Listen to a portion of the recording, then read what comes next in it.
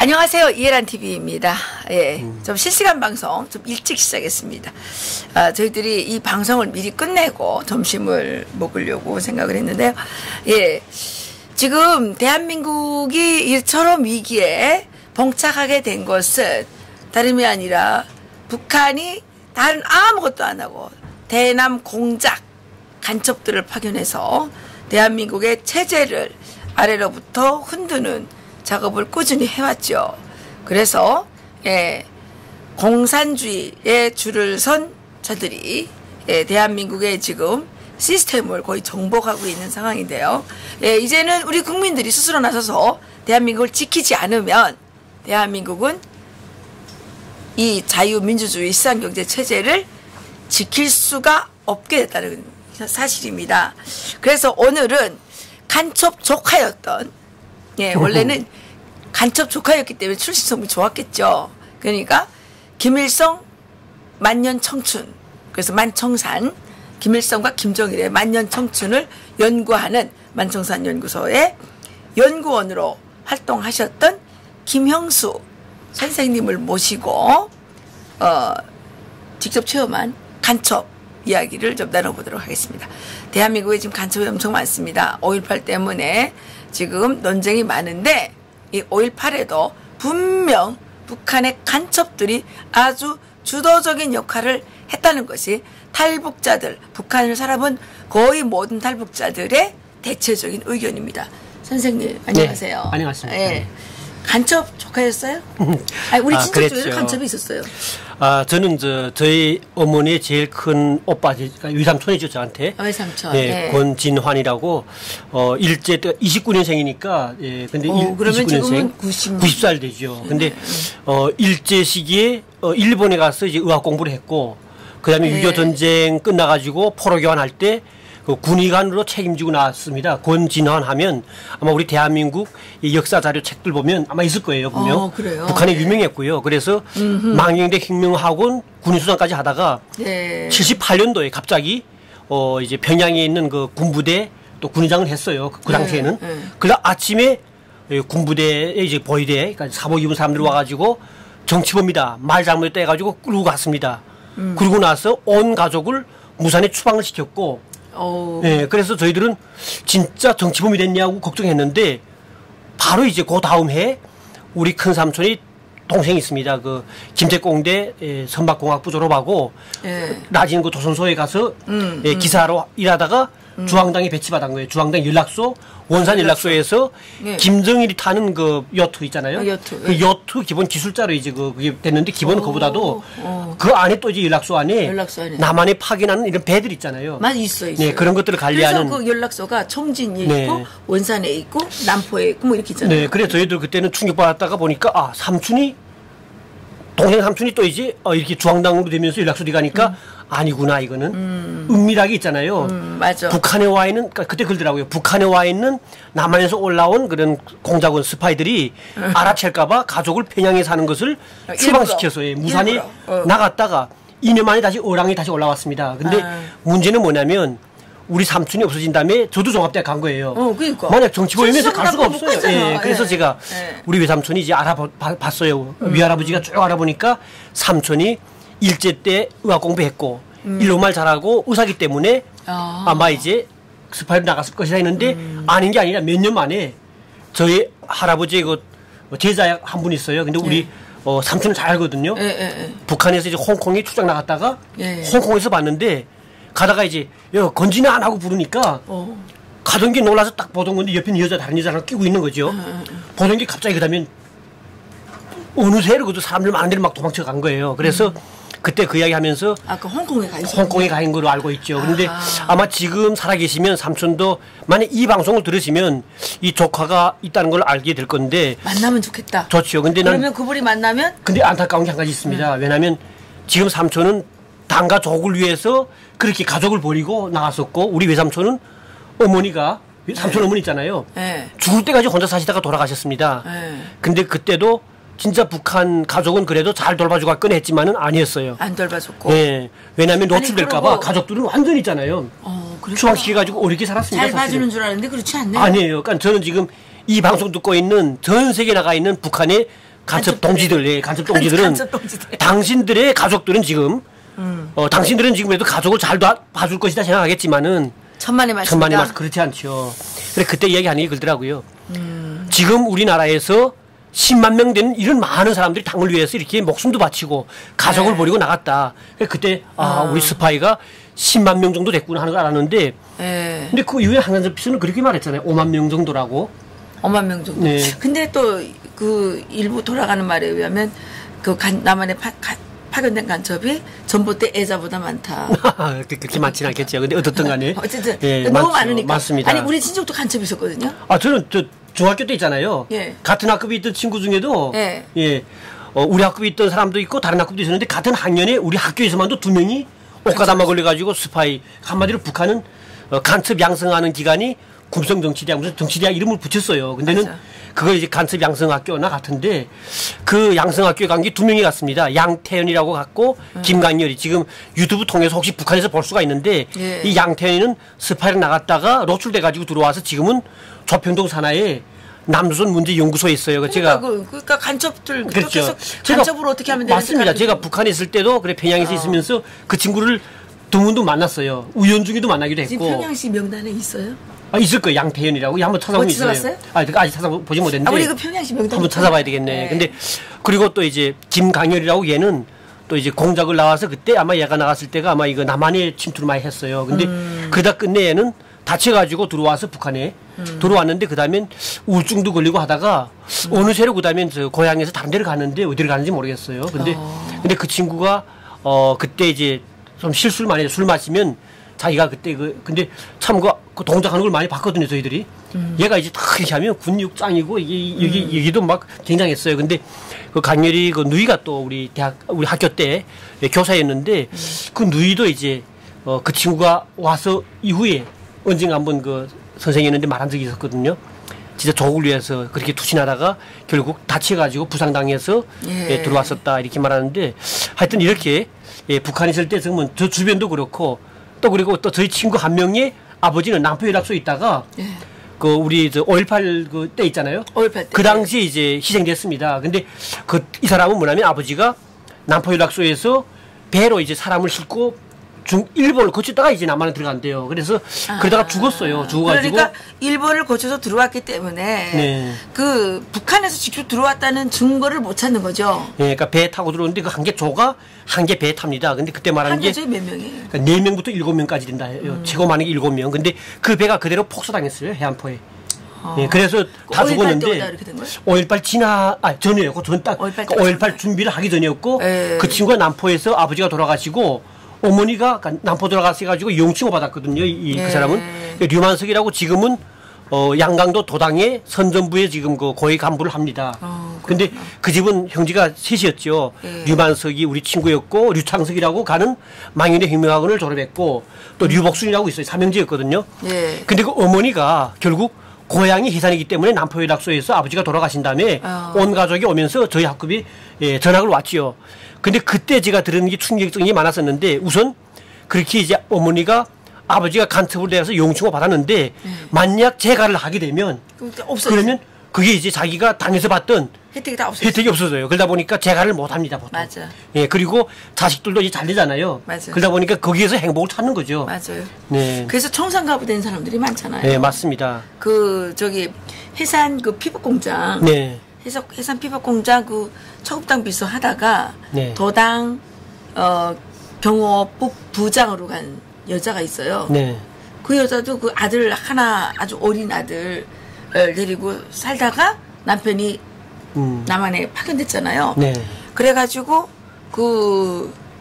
사망됐죠. 사망됐는데 북한에서 이제 이 여자를 당일꾼으로 이렇게 해주고 도당 그러니까 이 여자는 뭐 몇 많이 바람 펴도 그렇죠. 다 봐주고 그리고 뭐 조금 잘못해도 다 봐주잖아요. 그 아들은 만경대 혁명학원 보내고. 네. 그랬더만. 네, 맞습니다. 이 간첩에 대해서 말씀드리려면 우선 간첩을 좀 약간 우리 물리학적으로 북한에서 어떻게 좀 그 간첩이 달라지냐 이런 걸 좀 볼 수 있는데 북한은 간첩을 크게 두 가지로 갈아볼 수 있죠. 왜냐하면 남한에 파견하는 국내 간첩하고 그다음에 남한이 아닌 일본과 홍콩 다른 나라에 나가는 해외 간첩 두 가지가 있습니다. 말레이시아도 가고 그러죠. 네, 그렇죠. 전 세계 다 나갑니다. 그리고 그들이 외국에 나가기 위해서 이미 전에 유학 갔다 온 사람들도 쓰지만은 보통 이제 그 나라에 이제 한마디로 말하면 한인처럼 해가지고 유학을 시켜서 외국어를 공부시켜요. 우리 양태현 그 친구도 결국 잠비안가 거기 가서 이제 외국어를 배우고 그리고 다시 가서. 네 그리고 이제 얘가 이제 그 연락소 생활을 했는데 근데 문제는 이렇게 해외가 있지만은 더 중요한 게 이제 우리 국내 파트인데요.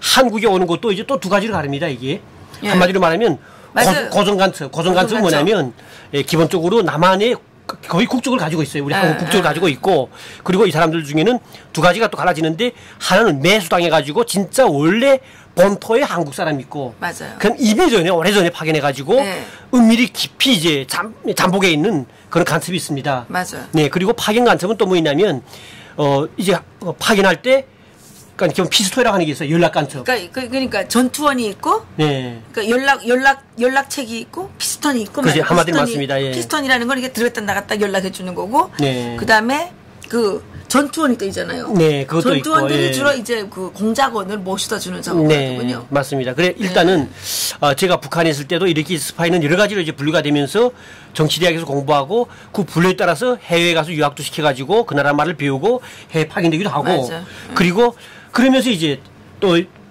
그 나라 해외 국적자처럼 해가지고 북한에 들어드는 거죠. 연락하기도 하고요. 거기 현지처럼 있잖아요. 네, 그리고 저희가 이제 기본 5.18 때 가는 그러면 우리가 북한에서 어떻게 파견했을까 이런 게 많이 이제 궁금해하는 분들이 많더라고요. 안 내려왔다는 사람도 많고 내려왔다는 것도 있고 한데 뭐 그 당시에 북한에서 내려온 건 아니겠지만 미리 그 파견된 간첩들이 위해서 조종당해가지고 한 거 아니냐. 뭐 이런 의혹이 있잖아요. 아니 근데 의혹보다도 저희들이 진짜 이거 팩트를 가지고 말을 많이 해야 되기 때문에 정말 사실은 이런 논란이 많습니다. 근데 지금 그 탈북에 온 분들도 마찬가지지만 북한의 많은 분들 그 당시에 정말 성인들은 거기다가 5.18 때 북한에서 이제 많은 사람이 내려왔다는 건 다 알고 있는 사실이죠.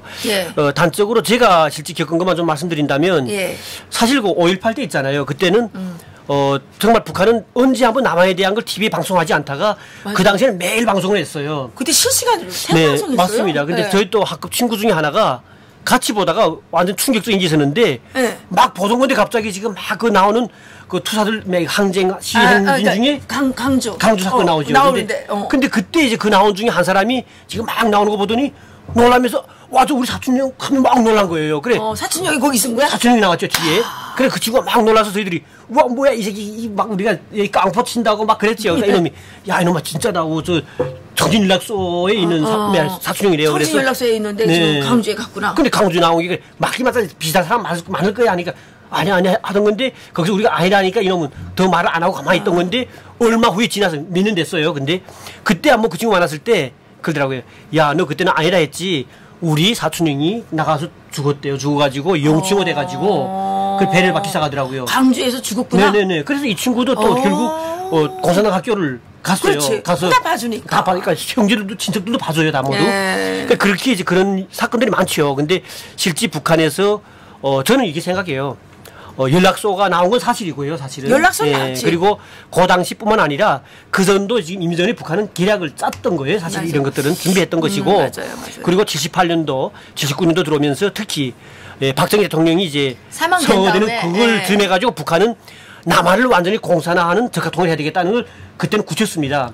그때 그 김정일이가 여기 우리 평선생이라고 예전에 나왔는데 그렇죠. 평선생 얘기로는 뭐냐면 4.14 연락소 그 교관한 데 저희가 직접 들었는데 김정일이가 80년 10월 10일에 사실은 정식적으로 김정일이라는 이름을 쓰게 됐잖아요. 그렇죠. 그전엔 뭐 영광스러운 당중앙 무슨 은혜로운 당중앙 뭐 이랬잖아요. 그러다가 이제 그렇게 됐는데 그때까지 아마 그 권력 기반을 제대로 잘 갖추지 못했는지. 그렇죠. 근데 일단은 저는 지금 생각되는 게 그때 김정일의 작품이라 이거예요. 맞죠. 그러니까 그때는 어떻게 했냐면 무조건 박정희 대통령이 죽었으니까 사망한 시점에서 어떻게 이제는 남한은 새 정부가 들어오면서 이게 복잡한 틈 타가지고 무조건 통일을 한다. 그렇게 하자면 여론을 환기시켜가지고 국민들이 뭐 이런 봉기를 이렇게 만들고 하는 걸 주도하기 위한 그런 작전을 꾸몄던 거죠, 사실은. 엄청 많이 꾸몄어요. 그래서 일단은 그 당시 연락소가 이 한국 연구는 정말 정확한 팩트입니다, 이거는. 근데 중요한 게 뭐냐면 우리 논란이 지금 군부가 나왔냐, 뭐 연락소냐, 뭐냐 이렇게 논란이 있는데. 근데 연락소도 군인은 군인이잖아요. 그렇죠. 우리 특수군인이지. 그러니까 북한에는 어떻든 이 남한에는 북한의 연락소 같은 그런 이런 체계가 없잖아요. 그러니까 결국 그들도 이제 군복을 입습니다. 군복 입죠. 예, 근데 특수군복을 입잖아요. 이게 당막글을 이렇게 한 특수군복 입는데 결국 어찌 보면 우리 남한식으로 봤을 때도 그거는 특수군대나 같은 건데. 그렇지, 네, 근데 진짜 우리가 말할 때 그러면 진짜 북한의 일반 이런 보병이나 뭐 이런 군대냐 할 때 그건 아니고 그렇지만은 더 완벽히 준비된 사람들. 그건 훨씬 더 이 체력 수준이나 뭐 이런 게. 그게 하죠. 예. 훈련도. 테러 부대지, 그런 테러. 예. 그러니까 그런 부대가 왔던 건 사실이고요. 그리고 확실한 거는 그들이 강주 사건에서 그들도 한마디로 군부와 시민들 호상 간에 서로 이제 막 북한이 그런 거 배운 거 있잖아요. 혁명 역사 시간에 맞아. 일본군과 뭐 할 때 싸울 때 유망군 싸울 때 양쪽에 총을 쏴가지고 그들이 자기들끼리 만들었다. 이렇게. 자기들끼리 싸우게. 그거예요. 그러니까 저는 지금 말하는 게 뭐냐면 가들이 와서 했던 일이 기본적인 건 뭐냐면 이쪽에서 시민 옷을 입고 예 이쪽에 군부대 되고 총을 쏘고 또 우리 한국 군인 군복을 입고 시민을 쏘물 해가지고 결국 이 분쟁에 야기시켰다. 이거는 그러니까 지금 한국에서 이 5.18 때문에 지금 남남 갈등이 너무 심하게 일어났잖아요. 그래서 저는 이런 생각합니다. 북한은 지금 많은 사람이 죽은 걸 알고 있고 북한에서는 벌써 그 행사를 5.18 때마다 하고 있잖아요. 네. 네 그런 거 봐서는 잠깐만요. 괜찮아요. 저기 지금 좀 핸드폰에 그거 좀 꺼주십시오. 죄송합니다. 괜찮아요. 그게 안 꺼지는지 미안하네요. 미안해. 괜찮아요. 제일 중요한 게 뭐냐면 가장 중요한 거는 그 당시에 죽은 사람들 중에서 시신을 못 가져간 게 많습니다. 남한에. 그 시신들에 대한 DNA 검사를 해가지고 실제 남한에 연관이 없거나 할 때는 그건 거의 다 북한에서 내려온 공작원들 맞아요. 그래서 북한에 죽은 사람 많잖아요. 네, 근데 북한은 그 당시에도 목숨을 바쳐서 조국을 위해서 초기화같이 바친다. 총폭탄 정신 뭐 이런 게 있었기 때문에 어떻든 이런 논란은 이제 통일되면 더 확실하게 나오겠지만은 결국 북한은 오래전부터 스파이에 대한 관심을 많이 뒀고 그리고 이제 옥가 담화를 거쳐가지고 스파이 됐으며 스파이가 죽게 되면 주황당 11가에서 스파이 가족들은 다 돌봐줍니다. 그래서 주황당 11가 대상은 이제 주황당 도당에도 옥가가 있고 군당에도 옥가 11가 다 있어요. 그러니까 11가는 그런 가족 그러니까 스파이가 죽으면 그 가족을 돌봐주는 그런 가족인 거죠. 그러니까 이제 그 북한은 그 고난의 행군 때 그렇게 배국을 멈출 때도 11가만 배급 줬잖아요. 네, 좋습니다. 그리고 어쩐지 압니까? 99년도 그때도 있잖아요. 공개 처형하면서 많은 사람들 그때 그 처형 보이사람이 고밀 때 그때 그들한테 빼뜨렸던 냉장고, TV를 다 스파이 가족들, 대상들한테 다 줬어요 그때는. 예, 그러니까 저희 친구 유만성에도 그때도 선물 타고 했는데 참 이렇게 스파이는 죽지만은 그 가족들은 북한에서 지금도 돌봐주기 때문에 죽는 스파이들은 목숨을 바쳐서라도 뭔가 임무를 수행하겠다 하기 때문에 지금 우리는 이렇게 남한에 있는 북한의 스파이들 혹시 유튜브를 보고 있는 북한의 스파이들 결국 그렇지만은 변절해라. 네, 근데 그들이 가족 자체가 그렇게 행복하지 못합니다. 행복하지 못하지. 네. 그렇죠, 맞아요. 네, 제가 이제 마지막이지만 끝나게 될 무렵에 제가 우리 삼촌한테 좀 한번 한마디 말 좀 하고 싶은 거 있는데 끝날 때 좀 알려주세요. 네. 그 삼촌님한테 지금 살아 계시겠죠? 그래 저는 90세면 홍콩이나 뭐 다른 나라는 그래도 오래 살 수 있지 않나요? 90세면 그러면 혹시 살아계실 수 있고 삼촌이 나와가지고 북한에 남아있는 가족은 지금 어떻든 조국을 위해서 버렸지만은 새 가족을 잃었죠. 나와서 그 가족을 잃은 자식들도 아마 있을 겁니다. 그러니까 그 가족들도 볼 수 있겠는데 이 방송을 보고 또 친척을 좀 찾으면 좋겠네. 네, 근데 아마 그들이 직접 이제 나는 스파이였고 이렇게 또 얼굴 말은 못 할 거예요. 근데 그래도 은밀히 찾으면 되지. 그렇습니다. 그래 저도 지금 북한에 있을 때도 이걸 찾아보려고 사실 노력 많이 해서 대학 때 우리 종합대학 다닐 때 저희 학급에 이종성이라고 또 그 아버지가 간첩 양성소 이제 교원이었어요. 그래 한 번은 그 집에 갔다가 그 아버지 앞에서 제가 완전 실수한 말 한 번 한 적이 있는데 아니 종성이 아버님 저희 위삼촌이 지금 해외 그 간첩으로 공작원으로 나갔거든요. 근데 북한은 공작원 말보다 간첩이라는 걸 많이 했어요. 그러니까 간첩으로 그때 파견했다고 했는데 알아볼 수 있을까요? 그건 무슨 소리야 해서 종성이 아버지는 간첩 양성학교 교원 아닙니까 했더니 욕하면서 그러더라고요. 간첩학교가 뭐냐?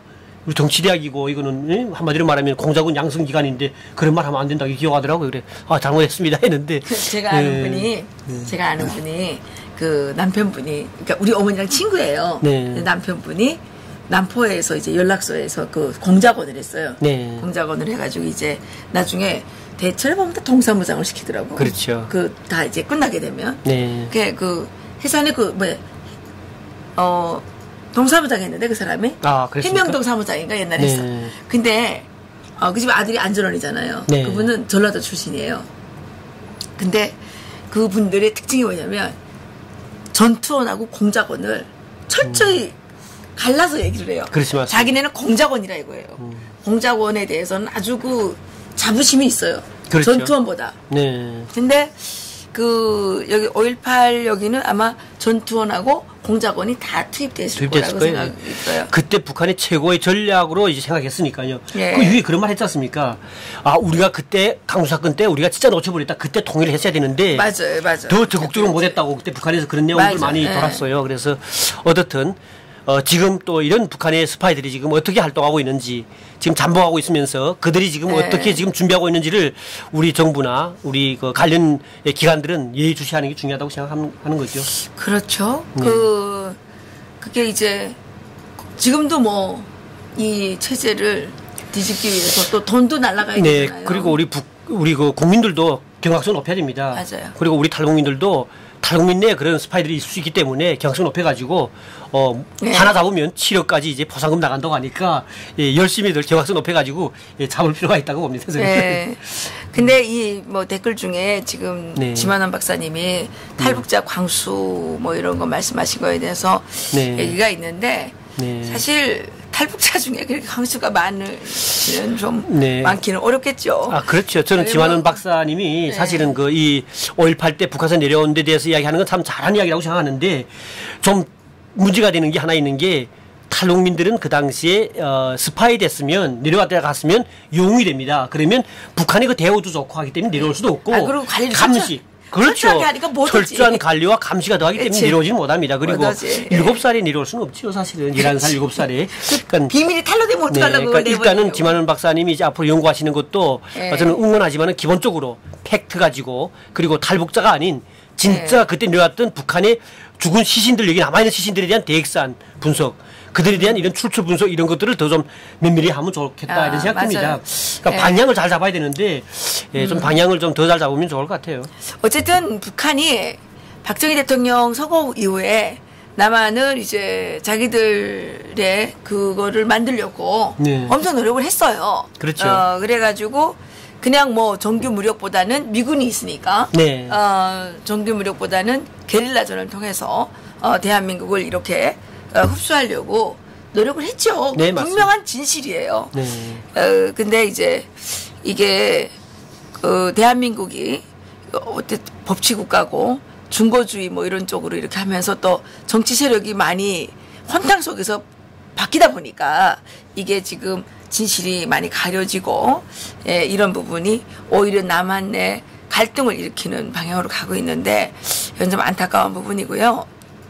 빨리 이런 간첩 집단을 드러내고 간첩 집단을 드러내야지 대한민국 국민들이 이게 어려워지는 거 아닙니까? 그렇죠. 예. 예. 지금 계속 북한에서 역적 집단에게 돈 퍼다주고 지금 우리 국가의 재부를 퍼다주는 거를 넘어서서 이제는 완전히 국가의 체제를 흔들지 않습니까? 이 국회에 잠입한 이 공산 세력들 또 정권 내부에 침투한 이런 세력들이 지금 토지 국유화? 예, 뭐 자유를 빼요? 예, 뭐 이제 완전히 뭐 그리고 이번에 9.19 군사 합의 그게 합의입니까? 그게 굴복문서지?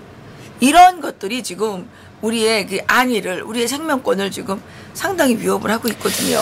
네, 그리고 북한에 이제 방문하는 우리 남한 국민들한테 제가 좀 말씀드리고 싶은 거는 절대로 가면 북한의 미인계 작전이라든가 그들의 그 여러 가지 이제 술 많이 마시게 해가지고 여러 가지 모략을 꾸밉니다. 예, 북한 인공기를 들고 뭐 이렇게 하는 사진도 찍게 만들기도 하고 그리고는 그 사진을 가지고 위협을 하면서 자기의 편으로 매수시킵니다. 절대로 북한에서 그 어떤 이런 것들을 할 때 진짜 항상 예의주시하면서 가서 정말 모든 것을 각성해야 됩니다. 그렇지 않으면 북한의 그 잔깨에 완전히 농락당할 수 있고요. 맞아요. 그리고 절대로 거기 가서 미인계에 빠지면 안 됩니다. 그들은 미인계를 넣어가지고 애만 하나 만들어낸다면은 그 다음엔 그 남한에서 간 그 사람은 바로 그다음부터는 북한에 매수당할 수밖에 없습니다. 맞습니다. 항상 그건 주의해야 된다고 저는 보는 거죠. 맞아요. 선생님 나오셨던 김 통일약과 어떻게 생각하세요? 좋죠. 맞습니다. 통일약과 장시연구소에 계셨잖아요. 물론 그렇죠. 이 약가라고 하면 북한도 좀 유명합니다. 개성 약가라고 하면 뭐 평양에 가도 이제 평양에는 전문적으로 파는 것도 있었고 령송 공장에도 이제 이런 약가를 만들면 우리 김부장한테 들어간 약가들은 뭐 우리 여기서 만든 것처럼 안에다가 여러 가지 좋은 제품 많이 넣죠. 특히 건강 장수에 좋은 제품들, 그러니까 레지틴이라든가 사포닌 같은 것도 넣고 각종 이런 물질들 넣습니다. 아마 우리 통일약가가 그런 것들 다 이제 앞으로 잘 넣어가지고 이제 보여드려야 돼. 통일약가. 통일약가 이번 주까지만 주문하실 수 있습니다. 음력설 맞으면서 더한 거네요. 근데 이제 다음 주부터는 택배가 없어요. 그래서 이번 주까지만 주문하실 수 있고 이 안에 내용물은 이렇게 포장을 해서 돼 있기 때문에 그리고 이게 방부제 같은 이 첨가제가 전혀 안 들어가 있어요. 이게 계피 들어가 있고 참기름으로 반죽을 했고 그래서 아주 이게 좋은 이게 장수연구소에서는 이거 연구소 아닌가요? 그래서 항이 많으니까 많은 것 중에 일부에 하나 속하죠. 근데 일단 북한도 약가라고 하면 유명하지 않습니까? 유명하죠. 근데 앞으로 이제 통일 약가가 더 잘 돼가지고 우리 국민도 좀 먹고 김정은도 이제 앞으로 좀 이게 뭐 그리고 김정은한테 들어가는 건 좀 이야기 들어가서 죽었으면 좋겠어. 어떻든 근데 어쨌든 존경하여 맞이 않는 김정은 국무위원장 동지께 하고서 여기다 이제 삼가들이 옵니다. 이렇게 해서 보니까. 근데 그 사람은 좋은 거 먹으니까 더 살쪄가지고, 좀 이 건강 관리를 너무 비대하게 하기 때문에 참, 근데 뭐, 어떻게 하겠습니까? 운명이겠죠, 죽는 것도. 죽는 것도 운명이죠. 죽는 것도 운명이죠. 그런데 간첩들이 그렇게 날치고, 그 난리를 치고, 그렇게 하지만, 대한민국을 아직까지 못 먹었습니다. 왜 그랬을까요? 대한민국이 그만큼 위대하기 때문이죠. 지금 김정은이한테 대한민국을 넘겨줘도 걔가 운영할 능력이 되나? 안 되죠. 우선 북한 주민들 마음도 벌써 이제는 김정은한테 딱 떠났습니다. 사실은 할 수 없이 처형당하는 게 두려워서 앞에서 그저 충성하는 척 하지만은 그들은 만세 하나 불러도 뒤에서는 그 만세가 자유와 민주주의를 지향하는 그런 이제 속에서 우러나는 만세일 뿐이지 결코 김정은을 향한 만세가 아닙니다. 그렇죠? 네, 맞습니다. 맞아요. 그러니까 저는 트럼프 대통령께서 북한 주민들을 빨리 노예에서 해방시켜 주시면 북한 주민들은 트럼프 대통령을 엄청 좋아할 것 같아요. 북한 사람들이 반미일까요? 아니죠. 반미라는 걸 이제는 북한도 미국에 대한 관점이 완전 달라졌습니다. 저는 벌써 80년대 북한의 위화 상점이 나올 때부터 달러가 만연해지면서 그때부터는 많은 사람들이 왜 달러가 이렇게 유명하지 해가지고 미국에 대해서 관심사 뒀고요. 그다음엔 꼭대기 고위 간부로부터 해가지고 인텔리들로 해서 과연 미국이라는 나라가 어떤 나라인지 많은 관심 속에서 이제는 달라지기 시작인 거죠. 그랬군요. 김 선생님 오늘 선생님 방송 잘하시니까 슈퍼챗 들어왔어요. 고숙희 님께서 5.18 가짜 유공자 까라까 이렇게 하시면서 그렇죠. 15,180원. 이게 의미가 있네요. 5.18 5.18 이분이 우리나라의 5.18 이 문제가 제대로 다 조사가 돼서 죽은 사람보다 지금 살아있는 5.18 유공자가 너무 많은 것 같아요. 그리고 죽기는 북한 사람들이 죽었었는데 왜 한국 사람들이 다 유공자 되는 거예요? 그러니까 그렇잖아요. 이것도 그러니까 자랑스러운 5.18 유공자들께서는 그분들을 우리가 따라 배워야 될 거 아닙니까? 그 민주화를 위해서 싸웠대는데 그럼 왜 명단을 공개 안 하네 말이죠. 명단을 공개해야지. 그리고 국민 세금을 먹는데 명단을 공개해야죠. 그런데 난 자유한국당 국회의원들이 좀 머리가 나쁜가? 이런 생각이 드는 게 뭐냐면 어쨌든 국민 혈세가 들어가는 부분 아닙니까? 그러면 거기에 또 가짜로 타먹는 사람들이 있을지 모르니까 그렇죠. 5.18 유공자 뭡니까? 돈 받는 거. 그러니까 이 문제도 마찬가지로 그거를 조사를 하면 될 거 아니에요. 구체적으로 논란이 없게끔 돼야만이 진짜 5.18의 민주적 가치를 지켰던 분들의 정말 그들의 그 업적도 빛이 납니다, 사실은. 그러니까요. 근데 그렇지 못한 여러 가지 이제 불명한 일들이 자꾸 좀 이제 일다 보니까 국민들이 점차적으로 거기에 대한 실망과 또 그다음에 여러 가지 이제 의문도 이제 남게 되는 건데 이건 정부가 정말 책임지고 이걸 잘해야 된다고 보고요. 그리고 시민단체들도 정말 이게 깨끗이 해명되는 것을 좀 많이 촉구해야 된다고 저는 생각하는 거죠. 맞아요. 그 자랑스러운 유공자를 발표해야지 왜 안 발표하는지 그게 모르겠어요. 예, 거수기 선생님께서 예. 예, 또 댓글 올려주셨습니다. 예, 후원 정말 고맙습니다. 예. 그, 케빈 유님께서 평양 5.18 기념식 보면 결론은 북한 인민군 600명 광주에서 시민군 위장한 것 진실. 600명인지는 저희들이 잘 모르겠어요. 그거는 이제 정확히 조사를 그렇죠. 해봐야 되는데, 600명인지는 모르겠지만, 실질적으로 그 증언들이 여러 개 있습니다. 네. 김정일이가 김일성한테 잘 보이기 위해서 선물로서 준비한 게 5.18 폭동이었다라는 얘기도 있고요. 그리고 탈북자들 여기 오신 분들 중에 그 주변 사람들 중에 갑자기 뭐 좀 띨띨해가지고 입당도 못하고 막 이러는 사람들이 있죠. 예, 오빠인지 동생인지가 하여튼간 네. 5.18 나가가지고 죽어가지고 그 사망됐다고 그 유공자가 돼가지고 입당도 하고 출세하고 이런 사례들이 엄청 많거든요.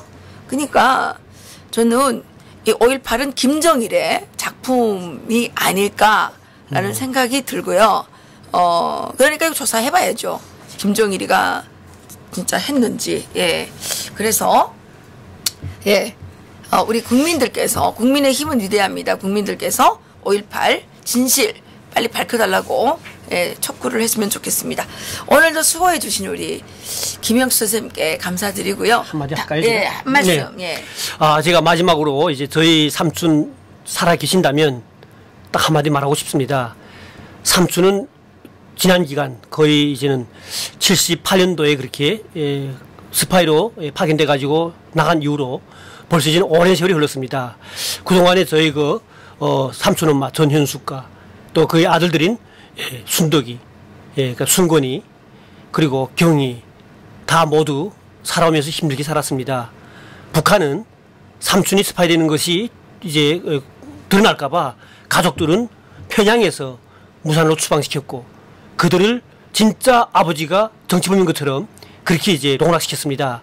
그런 것도 모르고 삼촌은 일생을 북한을 위해서 정말 희생했겠는데, 삼촌 덕분에 저희 조카들은 그래도 정말 종합대학도 가서 공부했었고, 이런 거 있었는데요. 정말 삼촌이 살아계시면, 언제 하면 봤으면 좋겠고, 통일돼서, 정말 볼 기회가 있겠나, 이런 희망도 가져봅니다. 그렇지만 삼촌이 꼭 알아야 될 것은 북한 정권에 농락당하고 살아왔던 그 삶, 아픈 삶을 정말 달래주고 싶은 이런 의도에서 제가 말씀드리는 건데, 또 삼촌 같은 많은 북한에서 파견한 정말 그 간첩들, 그들도 지금도 자기 가족이 행복 속에 있다고 생각했지만은 당신이 죽기 전까지는 그들이 행복하지 않습니다. 맞아요. 북한에서 스파이가 죽어야만이 가족을 돌봐줍니다. 맞아요. 그 전까지는 노출될까봐 절대로 돌봐 안 주기 때문에 참 불쌍한 삼촌. 그렇지만은 앞으로 통일되면 그 가족도 행복할 날이 오리라 보면서 가장 중요한 것은 통일이라고 다시 한번 재산 말씀드리고 싶습니다. 네. 이제라도 마음 돌려서 이 북한의 멸망을 위해서 고발하면 더 멋있죠. 활동해 주시면 더 좋죠. 그렇죠, 맞습니다. 아유, 오늘 수고해 주셨어요. 네. 다음 시간에 한 번 더 해요, 이거. 간첩. 한국에 간첩 너무 많잖아요. 그렇죠. 이 간첩에 관련된 거는. 다음 시간에 한 번 더 모시겠습니다. 여러분, 이렇게 응원 많이 해주시고요. 구독. 그 다음에 좋아요. 이게 좀 좋아요 많이 눌러주세요. 260명 했는데 130분밖에 좋아요 안 누르셨네요. 구독 많이 눌러주시고, 좋아요 많이 눌러주시기 바랍니다. 댓글로도 많이 참여해주시고, 다음 시간에 모실 때는, 내가 뭘 좀 물어봐야 되겠다. 이런 거를 정리하셔서 댓글로 올려주시면, 실시간 방송에 그 묘미가 더 드러날 것 같습니다. 감사합니다. 점심 맛있게 드십시오.